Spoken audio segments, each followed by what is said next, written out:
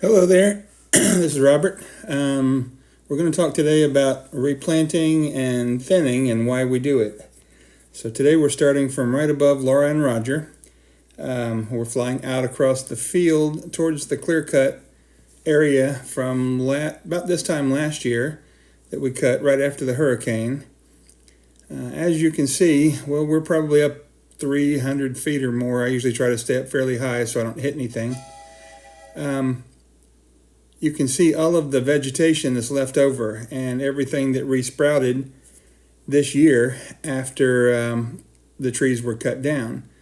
If we were to try and plant pine trees out in this right now, the competing vegetation would outgrow the pines and choke them out, and we wouldn't have a very good stand of pines.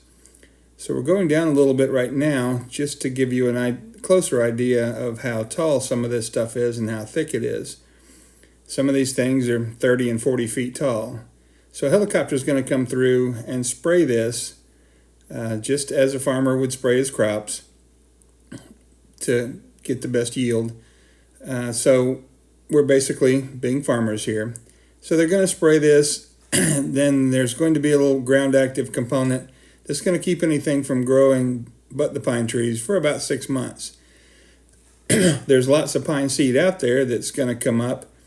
And while it's good to have a natural regeneration of pine trees, it's also bad because they come up thick and they're not a very good quality tree. So right now we're looking at trees that didn't get cut. This is in a gully area. The pines that you see over there are on a steep hill, and there are limitations to the equipment as far as what it can get. And the guy did a pretty good job in most of the areas, I think. Those trees will not be sprayed and killed. They'll still be there next time we cut this. And maybe there'll be better equipment or a more daring operator, and he'll go in there and get those trees because they're going to be pretty good size by then. If you notice, excuse me,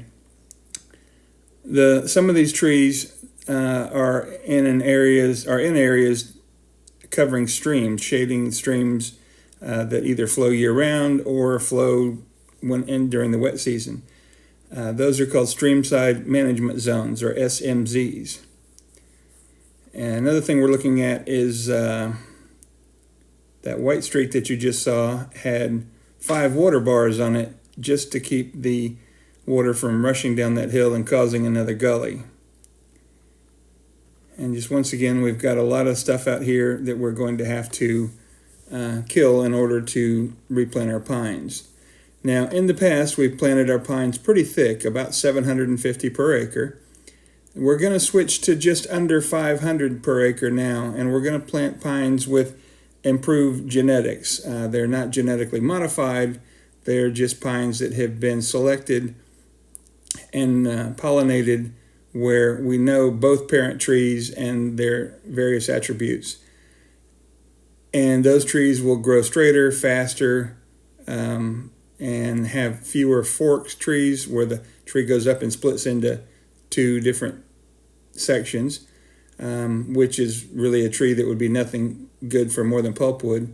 And these trees have exhibited resistance to fusiform rust, which is where you get a big cat face looking sore on a tree, and it can kill the tree, or it can make it basically very little value.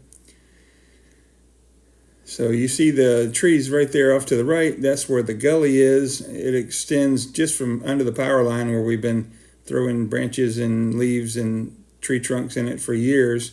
It does go down on into the woods. This land will erode very quickly if we don't take measures to keep it from eroding.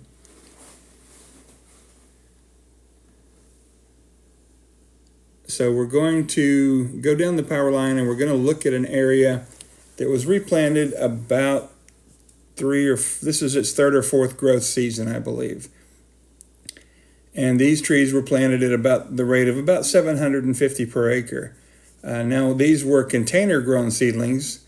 Johnny Wilson had some seedlings replaced by the supplier at the time, and they gave him container-grown seedlings, which are much more expensive, but they also provide a better chance of survival. The bare root seedlings that we normally use are almost a 90% survival rate. Now, if you look at these nice straight rows, these were all planted by hand by a crew. And every once in a while, you see a few gaps in there in the trees where we lost a few here and there. But by and large, we have lots and lots of trees. These will grow up and they will bush out a little bit and block the sun from hitting the forest floor and therefore suppress other vegetation growth. And then once they do sort of grow out and touch each other, they will put their energy into growing up, straight up. And because of the trees and the way that they grow, we've always had to plant them very thick. But with changes in the pulpwood market and that we have lost a number of pulpwood mills, we no longer can really do that. We need to switch to having a first thinning of not maybe pulpwood, but having a first thinning that is going to include a fair amount of chip and saw. So that was the new pond right there. You saw the two rocks sitting in the new pond. It's kind of brown from all the tannins that leach into it over the time. The woods there in front of you, that's where the steam engine is down under there. We won't ever cut these trees. We've just always sort of left them there as for their aesthetic value and also to give the forest some diversity. They produce tons and tons of acorns in most years and for the various wildlife that feeds on them. So now we're looking at some trees that were planted about 8 or 9 years ago. These were some MCPs, some mass control pollinated trees, and if you'll notice, there's not a whole lot of room between them. They're growing up fairly straight. The crowns are, in most cases, are just about touching. There's not a lot of light getting to the forest floor to allow other species to grow and take off, especially sweet gum. Sweet gums will grow up like crazy in there if given the chance. Now, we're going right across the road. We're going back to regular open pollinated trees. You can see the rows that they were planted in originally, and there's a slight difference in the crowns just because they're different trees more or less. And there's a little bit more room around the crowns, but they also need to be planted closely together in order to have them grow straight and strong. So now we're going to fly back over the clear cut. We're going to look at an area that's been thinned once. This is about 20 acres that, if I remember correctly, we planted about 22 years ago. And this is sort of over behind Shaw Park's house. And this was thinned, and the method used was called operator select, where the man running the cutter has to go into those thick trees and essentially cut lanes for the skidders.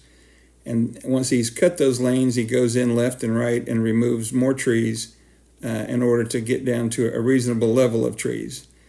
And so as we fly over this, you'll look down and you'll see where some of these crowns are now, here we go, are now getting to the point where they're almost touching again, just as they were crowded. Now probably half of the trees were removed the first go round, and pretty soon what we're going to have to do is go through and thin these a second time. And like I said, these are almost due for it, probably in their early 20s. So we'll have to see exactly how they're doing and when we might go through and do this. It will probably be done as part of another timber cutting.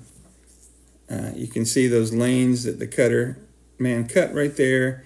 And then, like I said, he goes left and right, alternating, going down through there, removing the trees.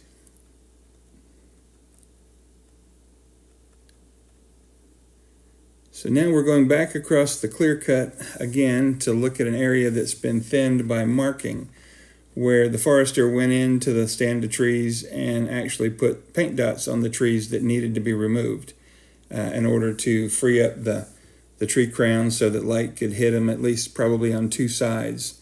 You can't have light hitting all four sides or else we just wouldn't have very many trees left.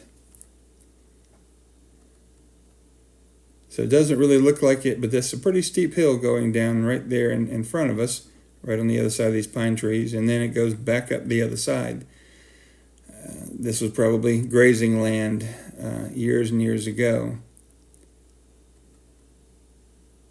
This is the oak trees there to the left, where there's such a steep hill in there that my dad and his brothers used to strap barrel staves to their feet and go skiing down the hill on leaves because they didn't have much else to do. And I imagine skiing down the hill was probably pretty hard because you had trees in the way.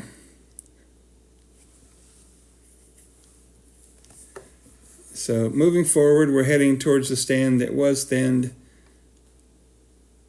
via marking with the painted dots on the trees applied by the forester. Some of these trees came out, they were ply log trees. They were pretty big trees. This little area right here grows trees very well. So if you notice how much of the forest floor you can see and just how much light is getting to the crowns of these trees, some of them it's all four sides, some of it's one or two, it's two or three sides, but given all the rain that we had in August this year, we had almost 9 inches of rain. This tree should be growing very well. So you notice the difference between the stand there on the left that we just passed, how thick they are, and then how open these other trees are after they've been thinned twice. Now we'll probably let these trees go another 7 or 8 years, depending on the market value, how the market's looking, how they're growing, and they'll be pretty trees and a pretty stand of wood. Now it's not that much; it's probably only 15 or so acres right here, but every little bit counts. So once again, you see that there's not a lot of other stuff but pines growing down in there, and looking on over there, you can see that, well, okay, you gotta step back a little bit. Now we're going to a stand that has been thinned twice, and that was probably thinned twice about 10 years ago. Now it's the same age as the stands that we're cutting across the creek. However, it's been managed a little bit differently. The stands across the creek were thinned heavily once, and this was thinned once and then thinned a second time by the forester marking the trees that needed to be removed with a paint dot. So these trees are still getting a fair amount of light. They're still growing very well. As you can see, there's no dead trees out in here, so we're not losing trees. Eventually, if we were to let these go another 10 or 20 years, or probably 20 years, we'd start to see a tree or two dying here and there and yonder.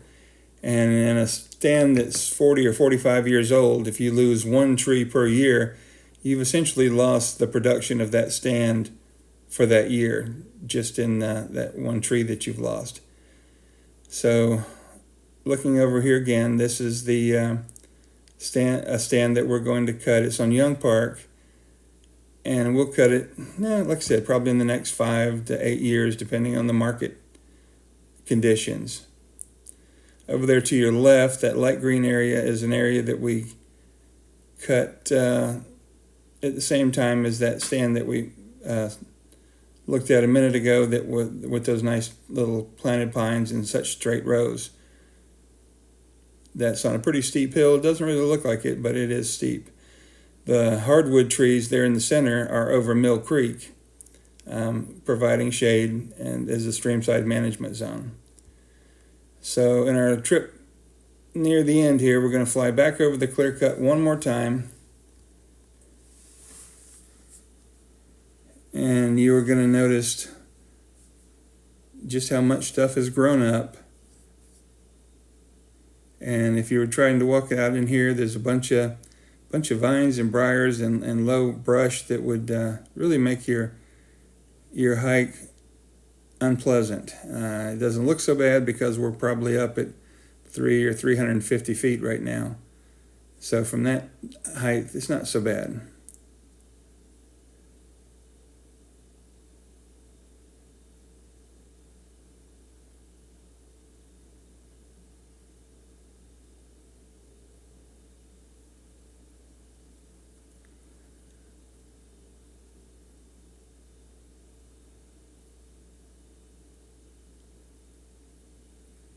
So those oak trees there are probably 80 to 100 feet tall.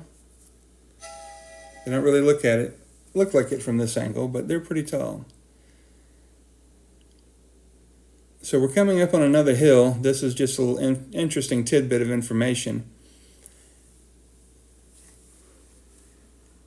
As you see those parallel lines out across that hill, those are in terraces. That whole hill is terraced, and they used to farm it with a mule. So they would plow the side of this hill back and forth and plant it every year, and behind mules. Now, Uncle Young didn't get a tractor until 1949, and of course that helped some, but by then they were probably done planting a whole lot for, I know cotton was probably done by then. So now we're heading back towards the front power line. If I were a really good pilot, I would land in the bed of the truck, which is where I took off from.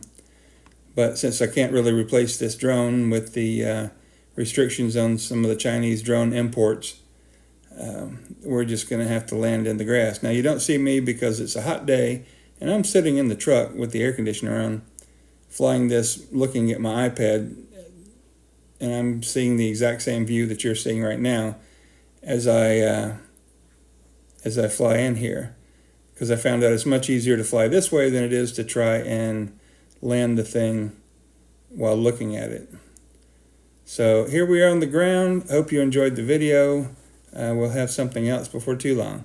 Bye.